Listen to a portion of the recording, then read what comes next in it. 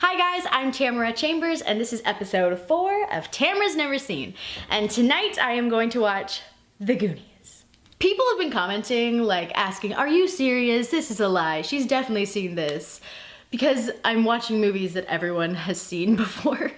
And first of all, that's the point of the show, is I've not seen anything.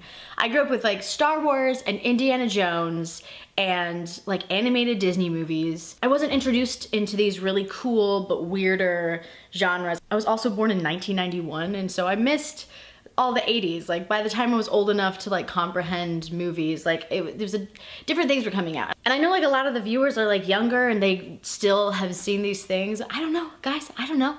I just didn't see them, all right? I'm sorry.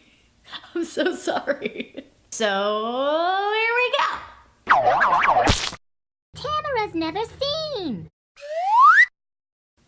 You guys, that was so much fun.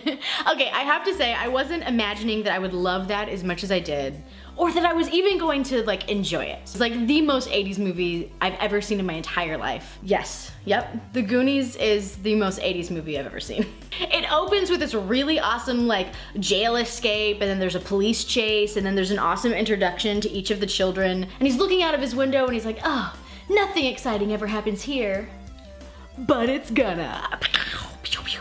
So something I noticed right off the bat is there's a lot of advertising, and I think that's just an 80s thing. Like I think it wasn't off-putting for them to have like, in the first scene there was like Pepsi, and there was like a Mad magazine, and there's like a Purple Rain shirt, and like, not the Purple Rain's advertising, but you know what I mean, like blatant like brands, and now it just doesn't happen that way. So then you see Chunks, who is the token fat guy, who I feel bad for being, you know, the token fat guy. Got stuck on my lip gloss. Soda. See that? I did 2 jokes in one. I did an advertising joke and a fat joke. Those are hair flips, if you didn't know. Anyways, I was really distracted by their elaborate like mousetrap, awesome, super cool way to get into their gate at the front door. Chunks is like, let me in, and then like they drop, I don't know, I think it was like a bowling ball, and then it goes like down some levers and then like into a chicken coop, and the chicken lays an egg, and that like offsets something, and like the gate opens. And by the way, it's like a 2-foot gate, so like he definitely could have hopped the gate. But he's like, no, gotta let me in the special way, which I understand. Then their other friend like zip lines across over what it seems like electrical wires. It's probably not, maybe it is. It's the 80s, who knows? So he zip lines in through the window, crashes through like their screen door. The mom comes in and she's just like, well, I see he's arrived, and like knows exactly what's up, cause she's a cool mom. She's not one of those lame moms who doesn't let people break her screen door every time they come over. She's a cool mom. So then you see the kid whose nickname is Mouth, and he can speak perfect Spanish. Like there is no way he's learning this in middle school Spanish. Like I took 3 years of Spanish in high school, and all I can say is donde está el baño. So then the mom leaves with the housekeeper, and they all decide to explore the attic for the first time ever. And there's like a ton of really cool shit up there. They find this map and they're like, well, I guess we should find this treasure now. And it all happens very fast and is a little rushed, but also I imagine watching this as a kid and just being blown the actual fuck away, like wanting something like that so badly. So then you find out that the house is in foreclosure, and that's why they're moving. Oh yeah, that's why they went to the attic, to pack things up, I'm pretty sure. It makes sense in my mind, so I think that's what happened. But anyways, the house is in foreclosure, and they decide that if they find this treasure, then they can save their home. And all of a sudden the story makes sense, and it's full, and there's things happening. I really enjoy the childlike optimism of like, oh, there's a treasure map, and I'm sure people have been looking for this for like decades, but we're gonna go find it right now on our bikes, and it's gonna be in our neighborhood. And they do, obviously. Spoilers, I guess. You've all seen this. But they absolutely find the treasure, and I think that's hilarious. Like, oh, people have been searching for this for decades, and a bunch of little boys like go and search for maybe 2 hours, and they find the treasure. Fuck yeah, America! I don't know why that's America, but it just is. It's so 80s. So they're following the map, and where the treasure should be is this lighthouse cafe place, and the bad guys from the beginning who escaped from jail are in there. Then they find this insane monster chained up in the bottom of the basement, and you find out it's Sloth, and he's the brother of the bad guys. But it's really horrifying and really fucked up.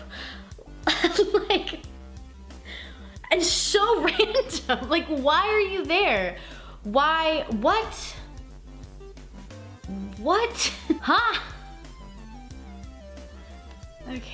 Something a little inconsistent with the character of Mikey, who's like the main boy, is like sometimes he's really like nerdy, and they were up in his basement, or up in his basement, Tamara. They were up in his attic, and he was like, "You guys don't touch anything. No, my mom said we can't do that," and blah, blah, blah, blah, blah. And then he's like down in the basement finding Sloth, and everyone's scared. He's like, "You guys, it's fine, calm down, it's totally cool. It's just a giant man monster who's chained up in the basement of this bad guy lair. Chill out." So they hear the bad guys coming down into the basement. They don't want to get caught, and so they leave. They find this place underneath the fireplace, and they all go, and they leave Chubbs in the freezer with the dead guy for the bad guys to find. That's not kind. That's not kind. So while the bad guys are capturing Chubbs, everyone else, the entire rest of the party, who 2 girls have now added to the party, they're like, "Oh, we like, you're the big brother, so we're gonna come," or one of them does, not both of them. This isn't like a sister wives thing. Is that too weird of a reference? I don't know. I don't know what's cool anymore, guys. And they end up in the bottom of a wishing well. And then this amazing scene happens where the jock guy of the school, who you only see one other time, like throws a coin in the wishing well, and like, he's hanging out at the top of the wishing well with his friend, because that's a cool place to hang out. It's where the popular people hang out, is the wishing well. His other jerk friend is like, "What'd you wish for, man?" He's like, "I want to have sex with Andy," and she's like the love interest of everyone. And they like high five, like, "Oh yeah, man, wow, sex and wishes, awesome." So they're all down there trying to get out, and Dada like catches the coin that he throws down and throws it back up at him to get his attention, and he catches it, and he looks down and sees them all, and he looks up at his friend, he's like, "Wishes do come true." They like high five, explosions happen. It's no explosion. And it's like, what are you celebrating? You did not just, you don't know what sex is. Oh, okay. Like, high school is definitely gonna be his best years of his whole life. And then they all decide they want to stay in the well and keep searching for the treasure. The bad guys find the under basement, and they find the kids, and there's this chase scene that's pretty cool. And all of the kids find this like entrance to the supposed treasure. And it's this really cool like grand organ made out of bones, and they have to play a song to get through to the next part. And they find music notes on the back of the map, which I thought was really cool. And they make it through, and they all go down this amazing water slide, and there's this giant fucking pirate ship, and they go in the pirate ship, and there's fucking treasure galore, and it's so exciting. I can't, watching this as a kid must have been the coolest thing. I would have pretended to be these boys every day of my life with my little brother, but the bad guys catch up with them again and like force them out of the ship and like make them walk the plank. Then they trip some booby traps, and it's very frightening. Giant CGI rocks fall from the sky, so it's pretty suspenseful.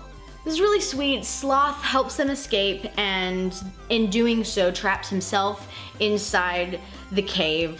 And the kids are out and they're on the beach, and they find their parents, and they're all reunited, and it's a really cool ending. One thing that's kind of a weird complaint, but that I noticed happen a lot, is that there was no coordination between the kids yelling. Like if there was an excited scene and everyone's trying to get attention, like everyone just yells and you can't hear what any of them are saying. And like now if there's like kids in a scene or anyone in a scene, it's like a yelling scene, like you kind of choreograph who's gonna yell what and when and where. And so that was just like a little chaotic, and it happened a lot. And so that was a weird thing that bothered me. It's not a big deal.